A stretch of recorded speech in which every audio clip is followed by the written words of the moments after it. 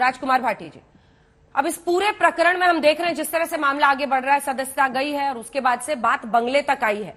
हालांकि राहुल गांधी ने कहा है कि वो खुद ही ये बंगला छोड़ने को तैयार है नोटिस के हिसाब से, लेकिन इसको कांग्रेस पार्टी इश्यू बना रही है। ठीक है क्या इश्यू बनाना? नहीं, कांग्रेस पार्टी बार बार इशू बना रही है, बेमतलब बात को तूल दे रही है। प्रेम शुक्ला जी से मेरा निवेदन है कि इन्हें जो इनकी बोलती बंद कर दो आप, और जेपीसी बैठा दो उस पर अडानी वाले मसले पर। भारतीय जनता पार्टी तो कह रही सोर्स रिलीज कर रहा है सर आपका जी, तो जी ना खाऊंगा ना खाने दूंगा की नीति पर मोदी जी चलते हैं। हाँ। और कोई इसमें कोई ये तो फेयर केस है, अडानी मामले से इसका कोई लेना देना नहीं है। कांग्रेस आरोप लगा रही है कि नहीं, हमने क्योंकि अडानी के केस में 20,000 करोड़ के घपले की आवाज उठाई, जेपीसी की मांग की, इसलिए राहुल गांधी को संसद से बाहर करने के लिए षड्यंत्र किया गया। तो भारतीय जनता पार्टी की सरकार को तुरंत जेपीसी का गठन करके इनकी बोलती बंद कर देनी चाहिए कि भाई हम तो ईमानदारी से चला रहे हैं सरकार, न खाएंगे न खाने देंगे, 1 रुपए के भी हेर फेर नहीं है। अडानी तो बहुत ईमानदार आदमी है, जो कुछ हुआ फेयर हुआ है। तो क्यों नहीं ये निर्णय लेती है प्रेम शुक्ला जी की पार्टी? क्यों कांग्रेस को बोलने का मौका देती है? बार बार कांग्रेस आपको आरोप लगाती है। फिर उसमें राफेल में भी बैठा तो एक जेपीसी, और प्रधानमंत्री केयर फंड में, जो पीएम केयर फंड में आरटीआई में जवाब नहीं दिए जा रहे हैं कितना रुपया आया, कहां खर्च हुआ, उसमें भी उसे आरटीआई के दायरे में ले आओ, पाक साफ हो जाओ बिल्कुल। और अगर नहीं करोगे तो देखो संदेह पैदा होता है, फिर तो देश के हर नागरिक को ये लगता है कि चौकीदार ही चोर है, फिर तो ये संदेह पैदा होता है। और उस संदेह का कारण आप दे रहे हैं। आप जो जिस तरह गोलमोल कर रहे हैं, आप प्रश्नों के जवाब नहीं देते हैं, लोकसभा के अंदर बोला जाता है उसे आप कार्रवाई से हटवा देते हैं। आप कार्रवाई नहीं चलने दे रहे लोकसभा की। आपने पहली बार ऐसा हो रहा है कि सरकार कार्रवाई रोक रही है लोकसभा की। प्रेम शुक्ला जी जवाब दीजिए। प्रेम शुक्ला जी, भाटी जी का जवाब दीजिए। वो कह रहे पूरा बखेड़ा ही खत्म हो जाएगा, जांच बिठाइए, जेपीसी बनाइए। देखिए, अनर्गल बातों का कोई जवाब नहीं होता है। ये श्रीमान राहुल गांधी को डिस्क्वालीफाई हुए हैं मजिस्ट्रेट कोर्ट के आदेश के कारण। पूरा देश भली बात जानता है मजिस्ट्रेट कोर्ट ने उनको डिस्क्वालीफाई क्यों किया, क्योंकि उन्होंने एक समुदाय विशेष जो पिछड़ी जाति है उसके बारे में अभद्र टिप्पणी की। तो अभद्र टिप्पणियां करने के बाद अभी ये तो राजकुमार भाटी की पार्टी, इनके अमर सिंह जनरल सेक्रेटरी हुआ करते थे, वो कहते थे कि परमाणु समझौते पे समर्थन के लिए डायरेक्टर सीबीआई को बुला के हमको धमकाया गया। और डिस्प्रोपोर्शनेट एसेट केस में आज भी कांग्रेस के एक जो है पदाधिकारी विश्वनाथ चतुर्वेदी, उनका कल भी एक ट्वीट है जिसमें वो कह रहे हैं कि मुलायम श्रीमान अखिलेश यादव परिवार के खिलाफ जो क्लोजर रिपोर्ट उसकी प्रति तक नहीं मिल रही है। तो आपके 25-50 हजार रुपए में बंगले बना लेने की आपकी क्लोजर रिपोर्ट सीबीआई ने लगाई थी। क्यों लगाई थी? क्योंकि परमाणु समझौते पे मतदान श्रीमान मुलायम सिंह यादव ने कांग्रेस के कार्यकाल में सीबीआई के दबाव में किया था। ये मेरा दावा नहीं है, ये अमर सिंह का इंटरव्यू है। और ऐसे तमाम है। और नेशनल एडवाइजरी काउंसिल से जब उनके पास पद था और लाभ का पद के नाते, तब आप ही लोग थे जो श्रीमती सोनिया गांधी की संसद की सदस्यता आपने ले ली थी। और संसद की सदस्यता जाने के बाद तब तो लोकतंत्र नहीं बना था, लेकिन राहुल गांधी की अगर संसद की सदस्यता चली जा रही है और आदरणीय मोदी जी के कार्यकाल में चली जा रही है, मजिस्ट्रेट कोर्ट द्वारा उनको अपराधी घोषित करने के कारण चली जा रही है, तो ये लोकतंत्र का हनन है। तो आपके इस तरह के जो है बयानों का कोई औचित्य नहीं, आप इस तरह के बयान दे सकते हैं। रही सुप्रिया श्रीनेत की बात, तो एक आदरणीय सांसद को बददिमाग कह रही है, ये इनकी बदतमीजी की जो है सीधा सीधा उदाहरण है कि एक आदरणीय सांसद को जो है बददिमाग कह रही है। इसी तरह के शब्दों का प्रयोग अभी मैं भी राहुल गांधी पे कर दूं तो हंगामा कर देंगी, चीखने चिल्लाने लगेंगी। तो कृपा करके शब्दों का चयन करते समय थोड़ा सा अपने दिमाग को ठंडा रखें।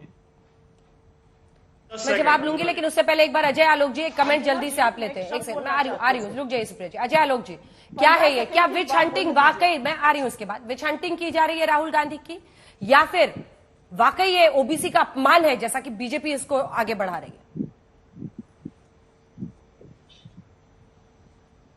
के हिसाब से उन्होंने जाति का अपमान किया, इसलिए उनकी सदस्यता गई, उनको पनिशमेंट मिला। अब ये पनिशमेंट 2 साल का होना चाहिए था, मैक्सिमम पनिशमेंट या कम पनिशमेंट, ये ऊपरी न्यायालय या सेशन कोर्ट के विवेक पर निर्भर करेगा। अगर वो अपील करते हैं तो सबसे पहली बात, वो अपील नहीं कर रहे हैं, मतलब खिचड़ी पक रही है। बिरबल की खिचड़ी है, पकेगी 4-5 दिन, तो राजनीतिक खिचड़ी है ना, समय लगता है पकने में। 8-10 दिन, 15-20 दिन के बाद पक जाएगी, जब श्योरिटी रहेगी कि हाँ ठीक है, स्टे मिल ही जाएगा कन्विक्शन पे, तो अपील कर देंगे। तब तक 15-20 दिन थोड़ी राजनीतिक उछल कूद, थोड़ा काला कपड़ा में डॉन वॉन बन के घूमने का थोड़ा अच्छा चलेगा राजनीतिक ऑप्टिक्स में। दूसरी बात यह है कि बार बार बोला जा रहा है, आज अरविंद केजरीवाल भी बोलने लगे कि अडानी की शेल कंपनीज में 20,000 करोड़ डाले गए। ये सूचना कहां से मिली? और अगर 20,000 करोड़ रुपए अडानी के शेल कंपनी में डला हुआ है तो सुप्रीम कोर्ट की मॉनिटरिंग की हुई कमेटी एक बनी हुई है, उसमें ये कागजात क्यों नहीं जमा करते? राहुल गांधी का 52 मिनट का भाषण मैंने संसद में सुना, उन्होंने एक बार भी नहीं बोला कि जेपीसी कॉन्स्टिट्यूट करो, और बाकी कांग्रेसी बोल रहे हैं जेपीसी बनाओ। राहुल गांधी के भाषण में एक बार भी जेपीसी का जिक्र नहीं है, और बाकी लोग कह रहे हैं जेपीसी बनाओ। आज 20,000 करोड़ रुपया अडानी की कंपनी में, शेल कंपनी में विदेशों में ही डाले गए। अगर उसके प्रमाण हैं तो जाइए कृपया उसको न्यायालय में जमा करिए एक आदर्श नागरिक की तरह। नहीं तो सिर्फ मुद्दा बनाने से मुद्दा नहीं बनता है। बोफोर्स सिर्फ मुद्दा बनाने से मुद्दा नहीं बना था, उसकी कलैयां निकल के आई थी। 2G सिर्फ मुद्दा बनाने से मुद्दा नहीं बना था, उसके प्रमाण न्यायालय में दिए गए थे। तो मुझे लगता है कि तथ्यों पर बेस होकर राजनीति करना बहुत जरूरी है, क्योंकि जो media, social media, electronic media, print media, हर कोई इतना जागरूक है, नागरिक इतना जागरूक है कि सिर्फ ढोल पीटने से काम नहीं चलेगा। चलिए अब सुप्रिया जी जवाब दीजिए। आप पहले भी हाथ उठा रही थी, बोलिए। सबसे पहले तो मैं एक बात कहना चाहती हूं, और मुझे दुनिया की कोई ताकत निशिकांत दुबे को बददिमाग कहने से रोक नहीं सकती है। वो आदरणीय मेरे लिए बिल्कुल नहीं है। जो व्यक्ति एक महिला सांसद और महिला विधायक को वैशाली की नगर वधू मतलब कि वेश्या बुलाएगा, उसकी जगह सदन में हो नहीं सकती है, वो आदरणीय हो नहीं सकता है। उसके बारे में स्मृति ईरानी को बोलना चाहिए, स्मृति ईरानी को उसकी निंदा करनी चाहिए और उनसे माफी मंगवानी चाहिए। मैं एक महिला होने के नाते कहती हूं, मेरा महुआ मोइत्रा से कोई लेना देना नहीं है, लेकिन हां, हमारी विधायक दीपिका पांडे के बारे में जो उन्होंने कहा, उसकी जितनी निंदा करी जाए वो कम है। इस देश की किसी भी महिला, और खास तौर से आपके बगल में संसद में बैठी हुई एक महिला सांसद और विधायक को आप वैशाली की नगर वधू कहिएगा, और मैं ऐसे व्यक्ति को आदरणीय कहूंगी। ये सपना आप देखते होंगे, ये तकरीर आपकी होगी, ये परवरिश आपकी होगी, मेरी नहीं है। मैं गलत को गलत कहूंगी और 10 बार कहूंगी, पहली बात। दूसरी बात, यहां पर एक चीज बोली गई और वो इतनी मतलब हास्यास्पद चीज बोली जा रही है कि अगर हमारे पास कुछ प्रूफ है तो हम सुप्रीम कोर्ट की कमेटी के पास पहुंच जाए। यहां पर दो तथ्य समझने और जानने और लोगों को प्रेम जी वो पूरा कर ले, आ रही हूं आपके पास। सुप्रीम कोर्ट की जो कमेटी है वो अडानी स्कैम पे, सुप्रीम कोर्ट की जो गठित कमेटी है वो अडानी स्कैम पर नहीं बनी है। उसका मैंडेट टर्म्स ऑफ रेफरेंस है review of the regulatory framework. Adani scam की जांच तो मोदी सरकार को अपनी एजेंसी से करानी है, चाहे वो ईडी हो, सीबीआई हो, इनकम टैक्स हो, इरडा हो, एसएफआईओ हो, डायरेक्टरेट ऑफ रेवेन्यू इंटेलिजेंस हो, लेकिन नहीं करा रहे हैं, एक शब्द नहीं बोल रहे हैं। और हर चीज पर विपक्ष पहुंच जाए सुप्रीम कोर्ट के पास। आप 9 साल से झुंझुना बजाने के लिए बैठे हैं सरकार में कि कोई भी आक्षेप आएगा आप झुंझुना बजाइएगा और प्रमाण लेकर हम पहुंच जाएं। वो कमिटी रेगुलेटरी फ्रेमवर्क का रिव्यू करने के लिए है, जांच सरकार को करानी है, कुछ तो दायित्व आप भी निभाइएगा या नहीं निभाइएगा। और काले कपड़ों से बड़ी दिक्कत है इन लोगों को। आपने लोकतंत्र को कलंकित कर दिया है तो काला तो पहनना ही पड़ेगा ना लोगों को, सांसदों को। जिस लोकतंत्र को आप ये क्या कह रहे, कोई नहीं मांग रहा, सारा विपक्ष लामबंद होकर जेपीसी की मांग कर रहा है और सदन का अवरोध सत्ता पक्ष कर रहा है, और ये कह रहे कोई मांग नहीं कर रहा।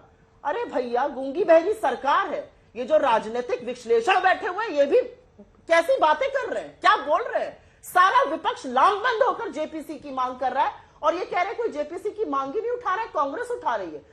20 पार्टीज ने लिख कर दिया है जेपीसी के लिए, सरकार सदन चलने नहीं दे रही जेपीसी के लिए, और आप कह रहे हैं जेपीसी की मांग नहीं आ रही है। और मैं फिर से कहना चाहती हूं एक बात, पिछड़ी जाति आपसे नाराज है।